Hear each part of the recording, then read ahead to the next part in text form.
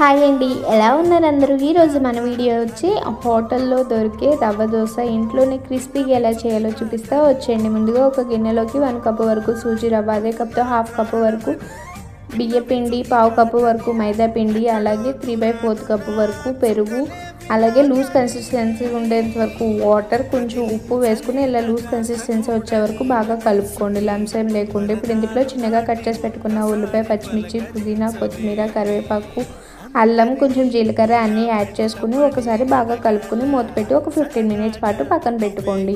ఇప్పుడు కింద నుంచి పైకి ఒకసారి బాగా కలుపుకోండి. వాటర్ అనేది పైకి వచ్చేస్తుంది కదా, పిండి మొత్తం కిందకి వెళ్ళిపోతుంది. ఇప్పుడు ప్యాన్ పెట్టుకుని ప్యాన్ బాగా హీట్ అయిన తర్వాత ఇలా దోశలాగా వేసుకుని కొంచెం ఆయిల్ అనేది ఎక్కువే పడుతుంది. హై ఫ్లేమ్లోనే కొంచెం బాగా క్రిస్పీగా అయ్యేంత వరకు ఫ్రై చేసుకుని మరొక సైడ్కి ఫ్లిప్ చేసుకుని అటు సైడ్ కూడా వేగిన తర్వాత చట్నీతోటి సర్వ్ చేసుకుంటే మన రవ్వ దోశ అనేది రెడీ. మీరు కూడా ట్రై చేయండి.